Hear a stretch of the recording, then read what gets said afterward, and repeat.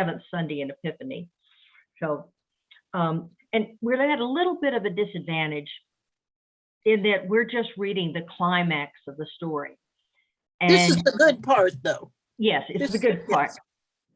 And what does epiphany mean? What? What does epiphany mean? It comes from a Greek word, and it means revelation. You know, the theme of Epiphany begins, of course, with the story of the wise men. You know, they see the star and are guided by it to the baby Jesus. And so that's the first revelation, you know, Christ is revelation of God. And so the stories thereafter, you know, the next story is the story of Jesus' baptism, you know, when God, you know, speaks and this is my son, you know, my beloved. And then the next one is the first healing miracle from John, you know, the wedding at Cana. Those are kind of, those are standard every year. But then the rest of the readings are also selected in that one, they're about Jesus' ministry before we get to, you know, the Holy Week. But it's also, Jesus' ministry is about revealing God to humanity. You know, all of his preaching and teaching, you know, all of those are revelations of you know, God. So that's why we call it the Epiphany season. Now, this story begins long before chapter 45, and it's sort of interesting because it's a great story to read from start to finish. Years ago, I heard a series of lectures. This story is in the Quran as well. And I heard an imam, no, it was a Quran scholar who did a series of lectures on the story of Joseph. And it was fascinating. They added a few more details into the story. And, Good. So you know, the theme of this, of course, the story is forgiveness and reconciliation, and the healing that it brings. And it's not hard to see why it was paired with the gospel story. You know, when Jesus speaks in the Sermon on the Plain about how we are to respond to our enemies. And so with Joseph, we get a story that illustrates that. And what you miss is sort of, you know, this passage has Joseph, you know, being so magnanimous, you know, and forgiving his brothers, reconciling with them. But what you miss is there's a lot about Joseph before that. I mean, when the brothers got so angry with him, before that, he was pretty snotty to his brothers. You know, he sort of lorded it over them that he was the father's favorite. Do you remember all these older brothers were, of course, Joseph's father is Jacob. And all of these older brothers were the sons of Leah, who he never wanted to marry in the first place. Remember, he got tricked into marrying Rebekah's sister. So Joseph and Benjamin, the youngest, are the favored sons because they are Rachel's children. Yes, Isaac and Rebekah, Rachel. It was an R. Just got to mix it up. Thank you. So from the very start, it was plain who the father's favorites were, and then Joseph kind of rubbed their nose in it, you know, and you know, announced at the dinner table or breakfast table, whatever, that he had these dreams where his brothers were bowing down to him. You know, that's something he should have kept to himself. Even his father said, you know, be quiet, you know. Isn't that good? So, you know, not that certainly excuses them first plotting to kill him, Fortunately, I think one of the brothers, I believe it was Reuben, said, "No, don't kill him. Let's just leave him down here in this pit," you know.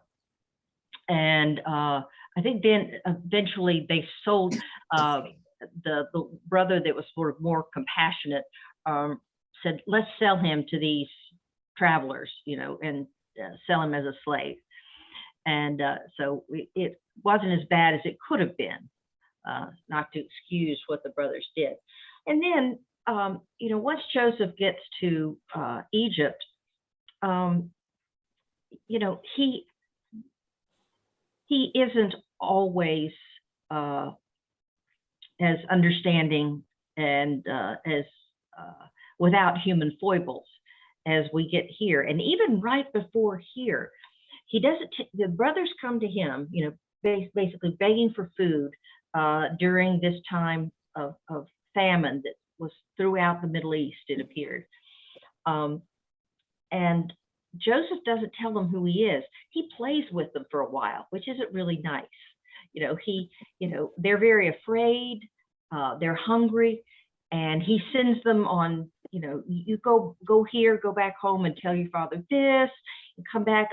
You have to bring Benjamin when you come back. And then when they come back, he hides all these treasures in their bag and has them caught for being thieves, you know. And so, you know, they're terrified, you know. And Joseph was the one that did this to them, to him, and he toyed with them. But his better angels got a hold of him, and he just, you know, you have him suddenly breaking down in tears, realizing that playing these games with his brothers was not going to bring him what he wanted.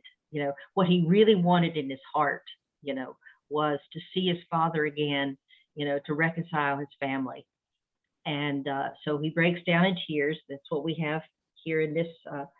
It begins, then Joseph could no longer control himself before all those who stood by him. And he cried out, "Send everyone away from me." And then he revealed to the brothers. So this was a moment of great magnanimity, but it was also a moment of transformation for Joseph. You know, He must have looked very different then, that they didn't suspect. right. I mean, he was still a boy when they affected him, and here he was, you know, basically a middle-aged man. We know, I think the calculations, he was over 40, which was, you know, a good age back then. And of course, he was dressed like an Egyptian. He was dressed like royalty. So, you know, that they would not have recognized him.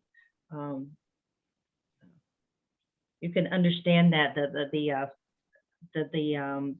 technological advance that has created this facial recognition stuff, and they can age like children that have been abducted.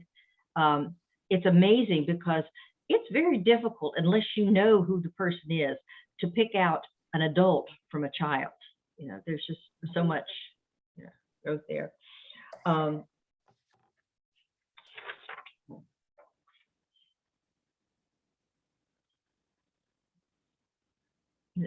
I think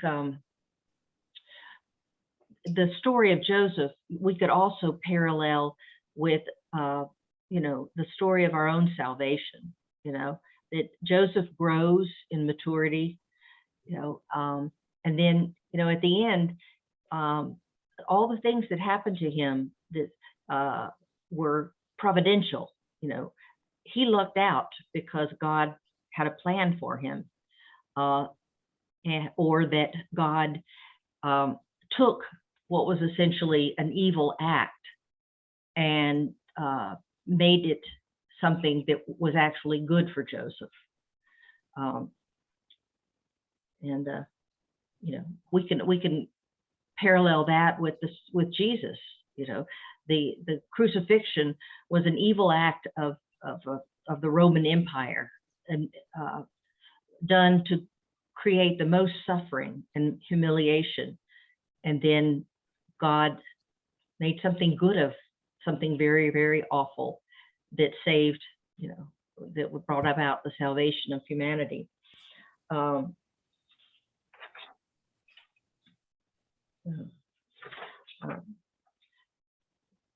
what do you think if you were observing this scene and with Joseph breaking down and hugging his younger brother Benjamin and you know, offering to help his brothers, would the brothers have done if the situation were reversed?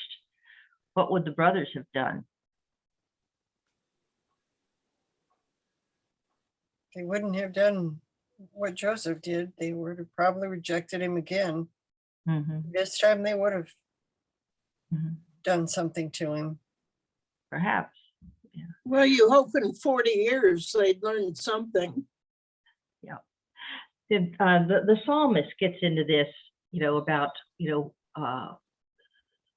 wicked, they seem to prosper, but at the end, it's the meek that will inherit, the people that are righteous. So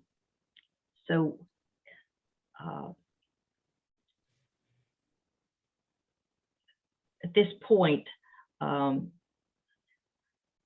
Joseph has matured to the point where he doesn't have a need for vengeance.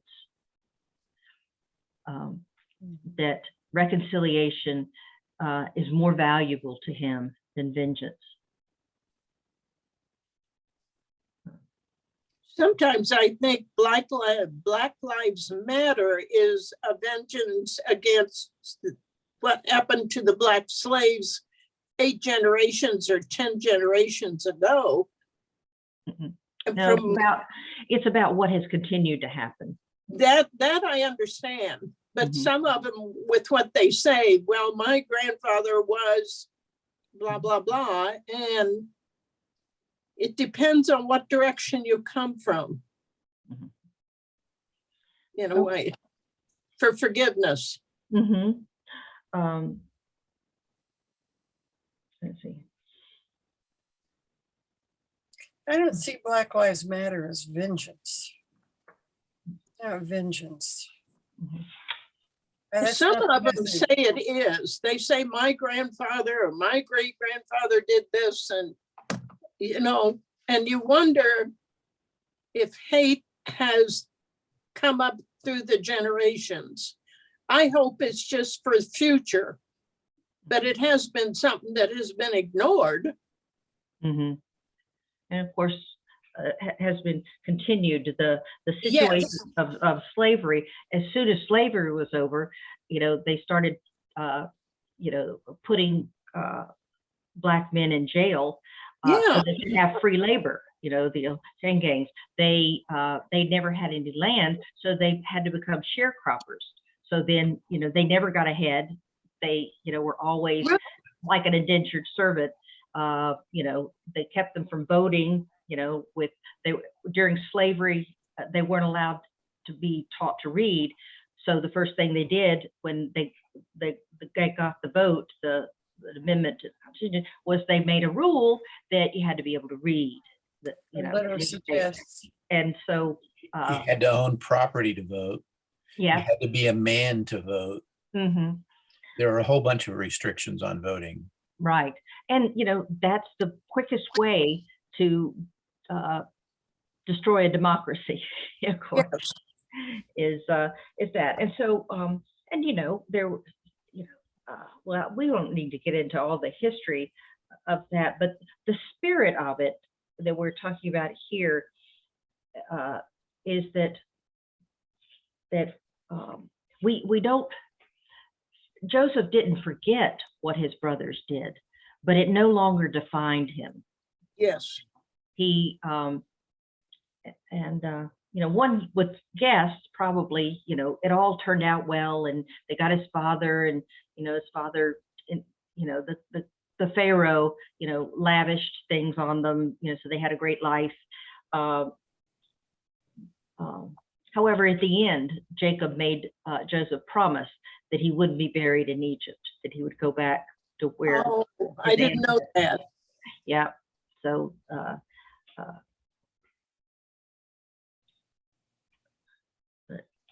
I You wish felt, everything ended up that way, though. That's that happy ever after Mhm. that you wish would always happen. Yeah.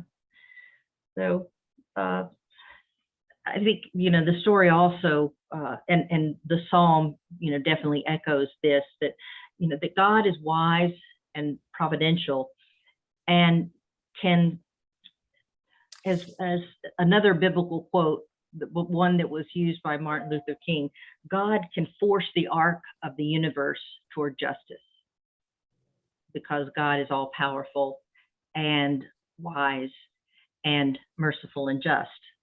These are the qualities of God. And I'm sure you can think of examples of people who basically created a lot of misery and destruction by being obsessed with vengeance. Mhm. Yeah, I remember somewhere recently on Facebook. I never respond to these because they're really out to get information for you. But I think about them, these questions that they pose. And one of those, what was one movie that you went to as a child that you should not have gone to, or something like that? And I remember, being an only child, I went with my parents everywhere. If they wanted to go to a movie, they took me along. And one movie that I was in sixth grade, I believe, fifth or sixth grade, they regretted taking me to, and that was The Godfather. It was a little bit too gory for an 11-year-old or 12-year-old. But what I, remember is that, there was a certain code of honor. Vengeance was very important to them, but there was still sort of with the old father, the Marlon Brando character, Don Corleone. Mhm. There was a little bit of honor about the way they did business, but then when he was killed, and I think it was Sonny, maybe the son, he just wanted to obliterate Yeah. all his father's enemies, and it was just that this is what the horse head was bad. That was vengeance, but that was just gory. But at the end, it was just this slaughter, of human lives, and the family. You saw at the end, the family would not ever be the same again. They doing all of this while Michael Corleone was standing in church getting his baby baptized and Yeah. Oh, saying forgot about churchy that. things while there's a assassination going on in the outside Mhm. world. He knew about it. Yep. In fact, he ordered it, I think. Mhm. He ordered it. Michael Corleone ordered it. Yeah. So that was a nice story about vengeance. A lot of times, movies and things, we want to see the good, prevail and justice prevail at the end. But that was I just remembered that one and thinking about, this guy was destroying his family. He was killing a bunch of people and destroying his own family by doing it. They even killed the horse, and the horse was innocent. Yeah. That did it. That did it for me. Oh yeah, that came early in the movie, as I remember. I know. And I remember sitting in my seat thinking, "Oh my gosh, Yes, it just started. What else is?" that was terrible. That was terrible. That's all I really remember. That was the end for me. So,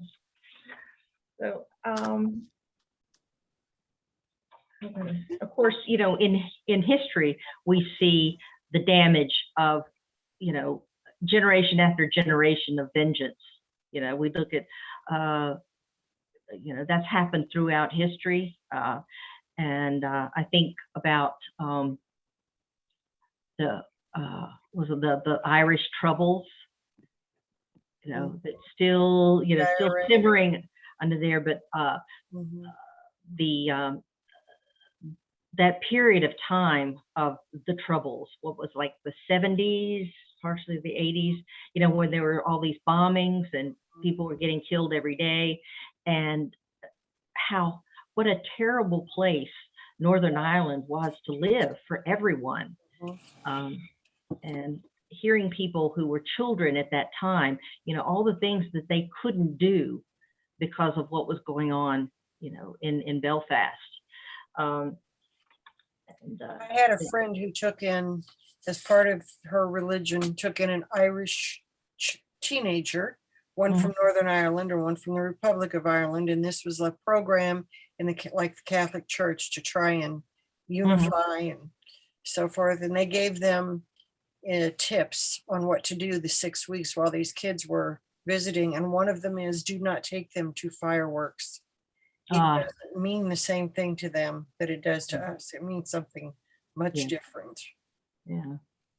Did the two kids get along at the end of the 6 weeks? They were friends at the end of the 6 weeks. Yeah. Good. They didn't know each other before they came. It was a program to unite people who thought of each other as enemies. The Hatfield and the Coys, I remember you always heard about them.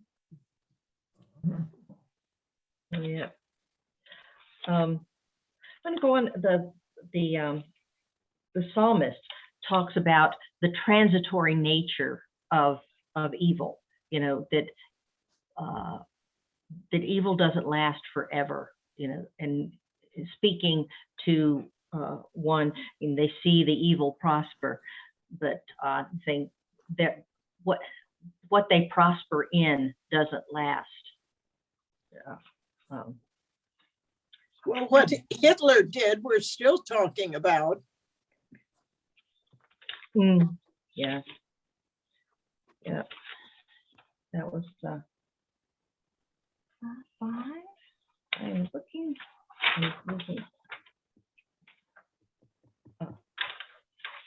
Got my pages mixed up here. My notes. Here we go. This psalm is an acrostic.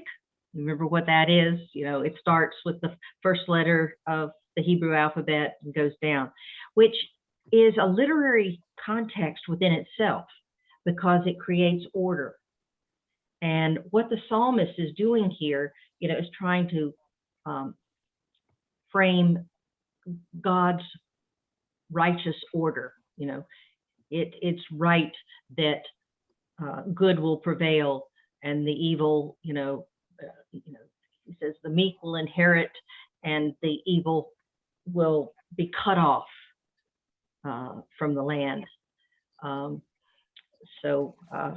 This is a way that structurally, from a literary sense, there's an order imposed, but the psalmist in the theme is imposing order by saying that, God's order will prevail, what God intends to happen, and God's going to right everything and put it all back to order again.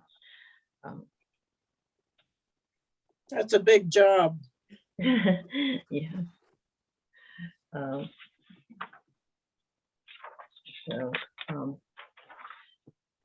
Any other comments that you want to about the psalm? Did any, if you read through the whole psalm, which we only have a part of it, it's sort of like Psalm 1, where this is what happens with the righteous, and this is what happens to the evil. Remember last week with Psalm 1, if you do this, you'll be blessed. If you do that, you'll have trouble.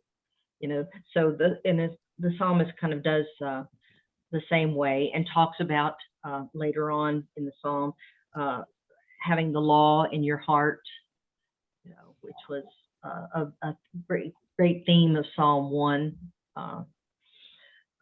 That the importance of Torah instruction for living a righteous life. I'm going to go on to 1 Corinthians.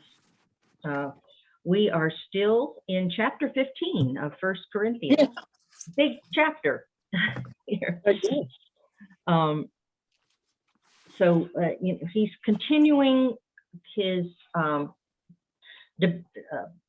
addressing the debate about resurrection life. And some members of the congregation believed that the soul would be basically reincarnated in different bodily forms in cycles, like in Hinduism. Of course, the Sadducees, who were the mainliners of Judaism at that time, they didn't accept resurrection of the dead at all. But the Pharisees and Jesus did. And that indicates that doctrine of resurrection was rather recent, at least in terms of biblical history. Wasn't that a Greek concept? What? Wasn't that a Greek concept? Well, resurrection of the dead? Yeah, they had resurrection. Theirs was they separated body and soul, and there was no bodily resurrection, but the soul would live on.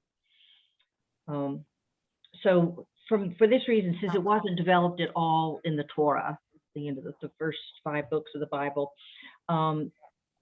they think that this writing was post the writings in Judaism that speak of resurrection of the dead were very definitely post-exilic, and historians think that it was developed, in its full form, for the belief in resurrection of the dead about the 3rd century before Christ, which, when you look at the whole of biblical history, that's very late.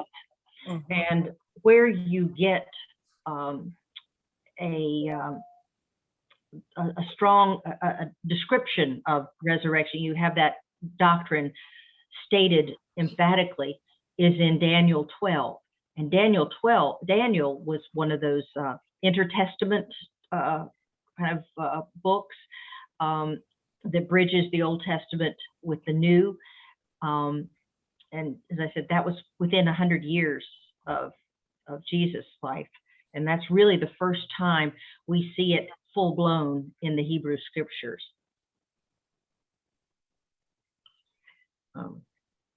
So Paul here connects the general resurrection of everyone with Christ's resurrection.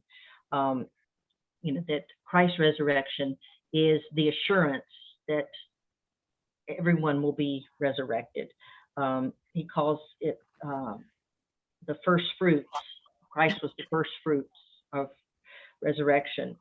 And of course, there's not a whole lot of I didn't find with the epistle and the other readings, but for Paul, forgiveness of sins depends on Christ's resurrection. That he is saying that it is only by Christ that our sins have been forgiven. We have been reconciled with God. So in that way, it fits in with the other theme of forgiveness and reconciliation. He uses an illustration from nature, and you hear echoes of Genesis 1 in here, because he's taking from the creation story, when Adam and Eve first were given charge of the garden, the things that grow. He uses the analogy of a grain of wheat, which is put in the ground, and it eventually becomes a stalk of wheat. But the seed and the stalk of wheat are very different forms of existence. They are essentially the same. They are wheat, but appear very different. And they're but there is this continuity between these two forms. Without the seed, you never get the stalk of wheat. But essentially, they're still both wheat. And this change, Paul says, is essentially caused by death. That the seed metaphorically dies in the ground. I don't know if you can actually say that it dies, but what little I know about agriculture is that you can keep seeds for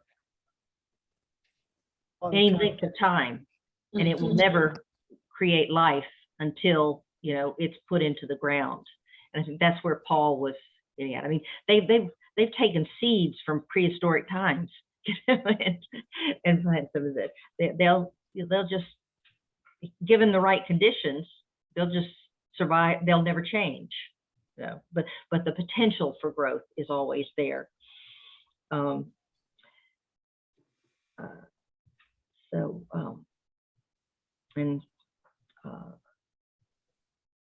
says the proof of the resurrection is that Christ has already experienced this change. But then, of course, one of the first questions that the congregation asked, will we recognize each other's resurrected bodies in the next life, in this new creation? Which is something that we don't know. And I guess for most people, we hope for that. And Paul, again, he uses the same illustration of Christ, that the disciples, or the people around him who knew him best, including the women, at the tomb, they did not recognize him until he revealed himself to them. And for Paul, as he continues on, in this chapter, this is a revelation to us that we retain some essential parts of ourselves, but we might be in a different form. I mean, the body might be different in some way, the resurrected body.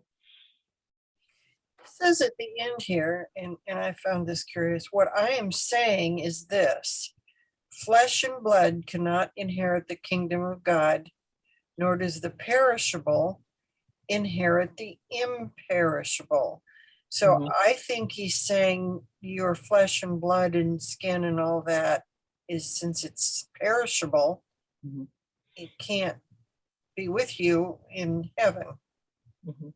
What do you think about that? I think that's a fair interpretation. He uses the word perishable. It's a Greek word that is phthora. It's P-H-T-H-O-R-A. And he also uses the Greek word A-T-I-M-I-A, which means sown in dishonor. And then he said, and weakness. And then finally, and a natural body. With this, you see, that the natural body, on earth, has a certain vulnerability and frailty about it. And, he's very blunt, human bodies die, but resurrected bodies do not. So I think that's, if we want to look at it that way, the, perishable and imperishable, perishable is our mortality. Nobody escapes it. We have an expiration date. Built in. Yes, built in. And we don't know when that is. Thank Right. goodness. Yeah. Of course, he was speaking with an audience, at that point, the peasants in the Roman Empire, had a lot of, suffered from a lot of human frailties because they were hungry. They suffered from malnutrition, which did a lot of bad things to the body. It caused blindness. There are all kinds of, you look up all the different things that can be caused by malnutrition. It's pretty awful. And it said fewer than 10% of the children born live to their 10th birthday. So they experience frailty and death in a much more condensed, I guess, that maybe that not the word, but an in-your-face kind of way than we do. You know, it was very, very much a part of their lives. And I think, this COVID thing has sort of awakened a sense of the frailty of our bodies. We have, people that are vulnerable. Uh-oh, I'm getting that my internet connection is unstable. I'm going to plug it in to make sure it happens.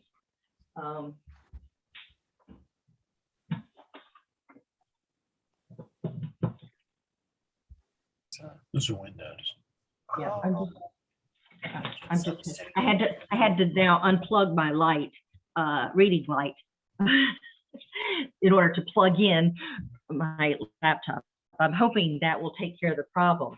Because I charged it up this morning, but anyway, guess it didn't really do it. But with the COVID, we've seen that, even though we know, that certain people are more vulnerable because maybe their bodies are more frail, if you want to use that word, than others, we've also seen how it's affected young, healthy people. They may be less likely, but nobody, was exempt, from the danger of COVID, which, was what led to all these, the precautions that, were then put into place and even mandated. So, I think we could say that this whole pandemic has given us a sort of wake up call, to how easily we can become sick, and our lives change. When you choose isolation over socialization, it changes everything, which we've had to do. Yeah. I've been reading articles about how so many people left their jobs, mostly in search of better jobs, but that this time sort of awakened in them, like, is what I'm doing what I want to be doing? Yes. Is it fulfilling? Could I even make less money and have more time off and, have a more fulfilling life? Should I move? A lot of people moved to places they wanted to live or places where they had family, where they could make connections. That's what my daughter did in moving close to her husband's large family and a big circle of friends. She was very lucky because her job became one where the company wanted them to work from home. But there's been a lot of switching of jobs, even though, and the job market, the jobless rate is very low right now. But, it's the workers who were paid the least for, the most amount of work, basically. They're the ones that we don't have. Well, we've lost so many teachers, so many nurses, frontline workers. But you look at some of these professions that were called on to do so much during that they're leaving in droves. Older people. I know people that were eligible to retire, but weren't planning on retiring just yet, and decided, you know what? I'm retiring. I'm not going back. Yeah. Which I did. I thought was great. And since then I've asked them how well they liked retirement, and they were glad they retired. That's what I hear from most people. Um, I'm going to go on now as we're getting to the gospel story from Luke. And of course, this is one of Jesus' most challenging commands. Love your enemies. Do good to those who hate you. Bless those who curse you. Pray for those who abuse you. And this is a continuation of the Sermon on the Plains, which are Luke's Beatitudes.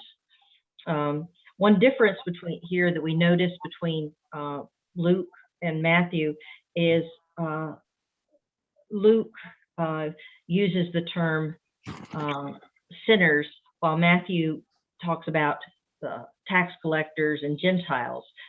Thus, in Matthew, doesn't include everybody, but in Luke, he just refers to all as sinners. So this applies to everyone. And the first sentence of this passage is, love your enemies, and that's the sentence that ends with it. That it ends with. What kind of prayer would you have for Putin right now? Stay home. Yeah. Pray that he would not have a heart of vengeance, because that's essentially what's happening. He's trying to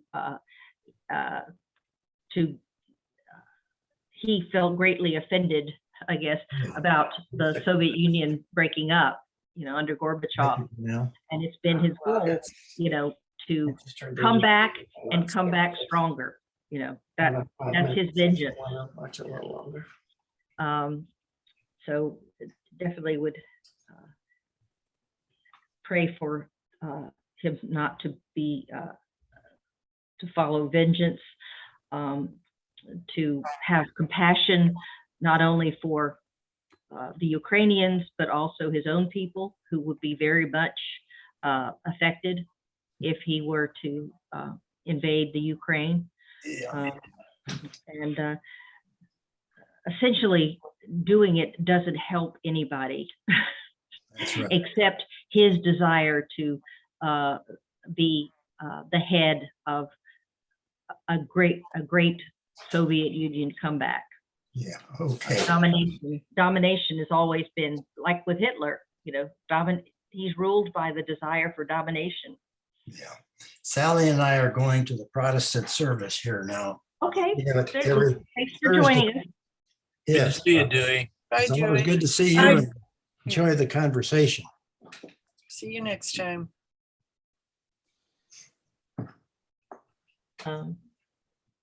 We know that in between this love your enemies and ending with love your enemies is what's called a compilation of Jesus sayings. Like with Matthew, they say it wasn't just one sermon, it was a compilation of many sermons. Because we know from Jesus' first sermon, he preached short. So his first sermon was basically one sentence. So when you look at Matthew's long Sermon on the Mount, it's a compilation of a lot of 1- and 2-liners, and this is true here, Luke. We know this for 2 reasons. One is because it switches from the singular you to the plural you and back again. So that means, that it's coming from different sources. Also, these sayings are also found in other gospels, but in a different order and in a different place, so that they have, the gospel writers have taken original sayings of Jesus and combined them, in their storytelling. So here Jesus is putting forth the general principle that in the kingdom of God, people do not reciprocate evil, and they don't follow the behavior of those that victimize them. The oppressed doesn't become the oppressor in the kingdom of God. It's important to note that these teachings here assume that the hearers are victims, not victimizers. And of course, he tells, continuing on in his ministry, he tells his followers that they will probably become victims for his sake. But he said they're not to respond in the same way. But the answer, he says, later on, he never tells them, to be whiny or, to just lay down, and let things happen to them. He's saying here, you respond first, you initiate. And the response is love, forgiveness, and generosity. If you remember the turn your other cheek, saying that, I don't know if you remember discussing this, those of you who have been with this for a while, the turn your other cheek was not allowing yourself to be humiliated. It was being the better person, because if you stood there and stood your ground, rather than allow yourself to be knocked down or run away, if you stood your ground and then turned your other cheek, in a sense, you have become better than the person that was trying to humiliate you, by slapping you in the cheek. It isn't at all a Submission. passive submission. Mhm. And he's not saying this either. And here and later on, we hear more about this, that he never told people, just let bad stuff happen to you,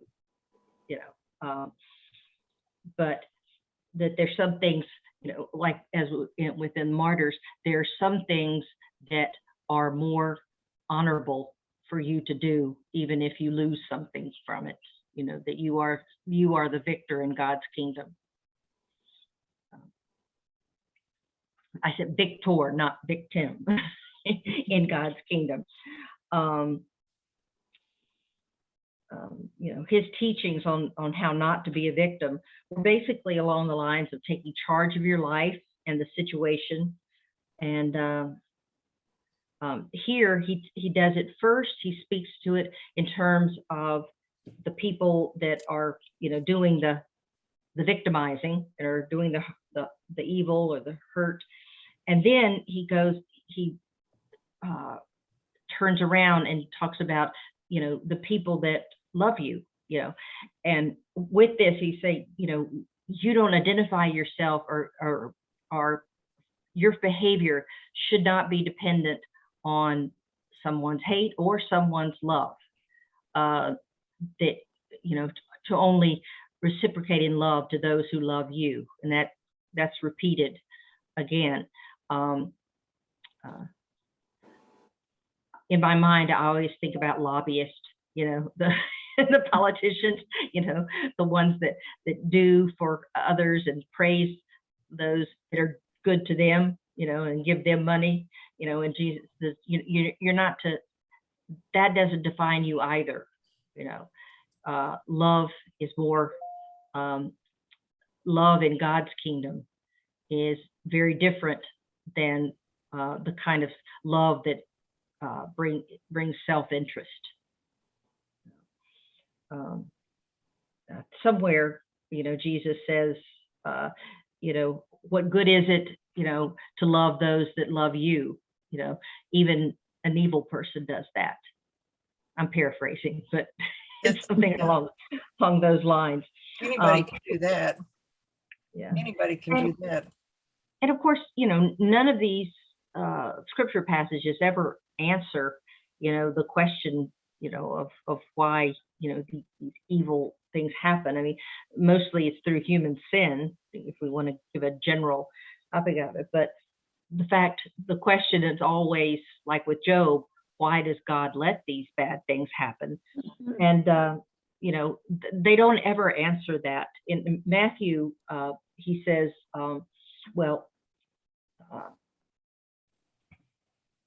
that, see, he, meaning God, makes his sun rise on the evil and the good, and sends rain on the just and on the unjust. And in a very similar fashion, in Luke, Jesus says, for he is kind to the ungrateful and the selfish. So, and Matthew illustrates this with, do you remember the parable of the vineyard workers? You know, the first come and work all day for this, and then at the end they get the same pay as the one who got hired Yeah. last. That's Matthew's illustration. Luke's illustration is the parable of the prodigal son. Oh, Got it. But, and then he finishes, our passage finishes about judging. The sayings about judging is found in all the Gospels.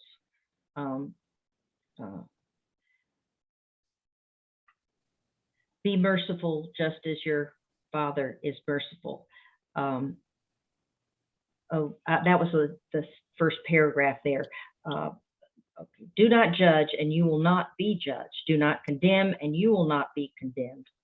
Forgive, and you will be forgiven.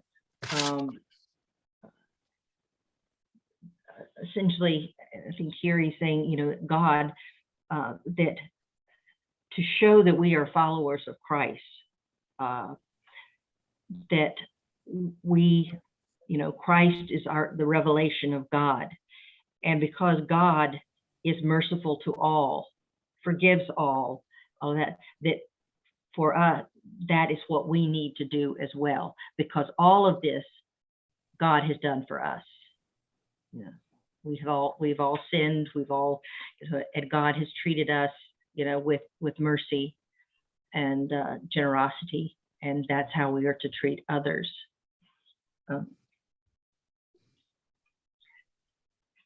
I was interested in Bonnie and John. I know you watch PBS NewsHour too. I was interested in one of the possible picks for Supreme Court Justice. I think her last name was Jackson, and in an interview, she was talking about sentencing and judging, and you know, there's always this tension between mercy and justice, you know, and she talked about how she made sure that the person being sentenced understood why, you know, explained everything, and that no, it wouldn't undo what they had done, but as a deterrent, you know, there needed to be a consequence, and that's what we do in society. But in her view is we also should not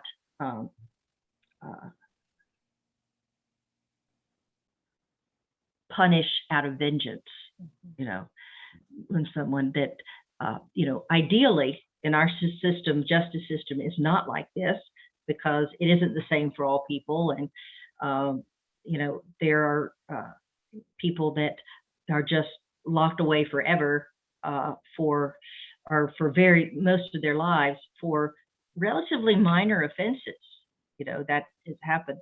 And that doesn't serve any purpose other than vengeance, because it doesn't allow for redemption. Yeah.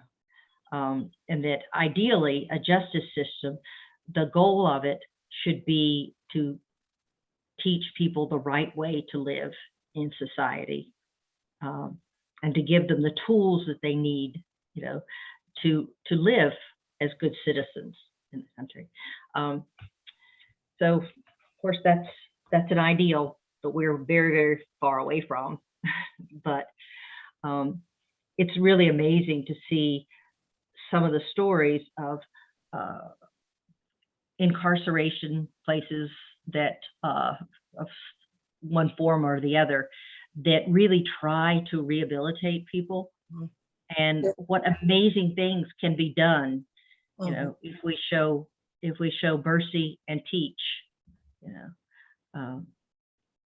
So one, Peggy, I think that you with the dogs, that one of the things I've seen is for men who are not going to get out, probably is bringing in dog or cat for them to train or to have, how much that changed them, you know, becoming less aggressive, caring for some other creature, brought out that capacity of empathy.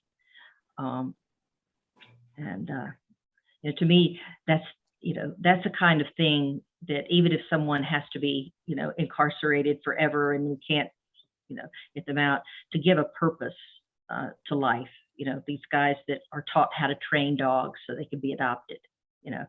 Plus they get the love from the dog that they're not getting from any place else. Yeah.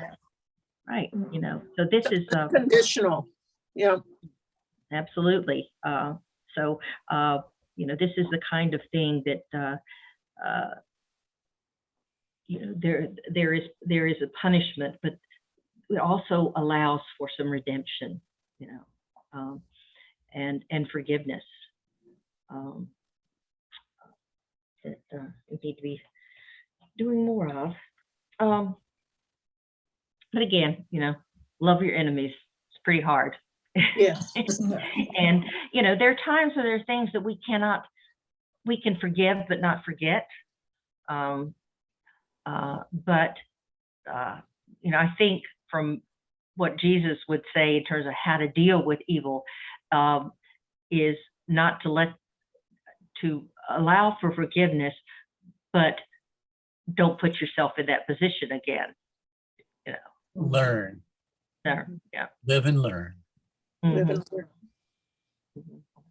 And that gives the initiative back to the victim. You know, so you have a choice. You can choose to forgive, but you can also choose not to put yourself in that situation again. But you're not doing anything to hurt, you know, or take vengeance on the other person. Okay, it's right at 2:00. So any other thoughts about the, you know, the scripture passages? Covered a lot of ground. Mm-hmm. Yeah. Yeah. Sometime if you have you know, have the time, because we never have it in the lectionary because it's too long. The Joseph story goes on for about 5 or 6 chapters, and it's interrupted. Oddly enough, it's interrupted once by the story of Judah, who was the oldest, one of the older sons, and the story of him and Tamar. You know, he tricks her, and then she tricks him back. Do you remember that story? It sort of, you know, comes right in smack in the middle. They stop with Joseph and tell that story, and I'll have to go back and think about that some more, about how I'm sure that wasn't by accident, but it's in a literary sense. It's like, what? Why did you? And then, you know, it goes back, and now back to Joseph.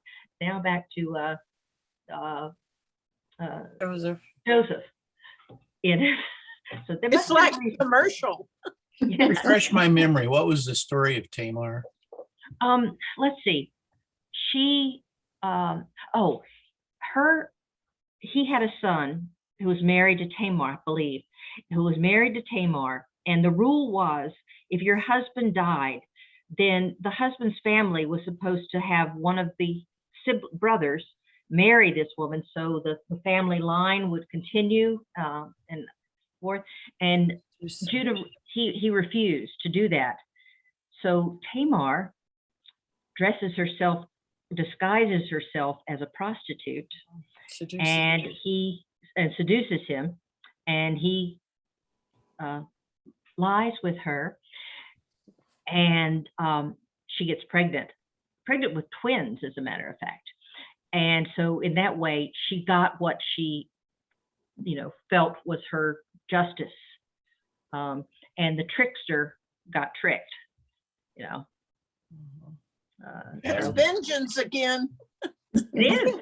And so I think there's a reason, there's something in there, you know, about a reason why they stuck that little story in there. And I think it probably has, you know, if you think about it, it does kind of fit, and it's all involved in the same family. And that's another issue about Joseph, is that this story talks about forgiveness within families, which is sometimes Oh. harder than others. At least they gave the woman a name. Yes, yeah, which, you know, shows her importance. Yeah. Yeah, I mean, she actually, you know, she comes in Matthew's genealogy of Jesus. Tamar is there. Oh, I think when we had a study of women of the Bible, I think Alice will remember, she was covered, but it's been a long time ago. I have a scandal book. Yeah. It was a rather scandalous book. Yeah. All righty. Well, been good seeing you and discussing In with next you. week. Yeah. Yeah. so we're down in the basement. Look out your window. Yeah. Denise, and tell us, how much snow do we have, do you think? Oh, it's really coming down. Yeah. And I can see on my deck, you know, the railing. About- Oh, really? Ooh, already. yeah. Oh, it's a mess.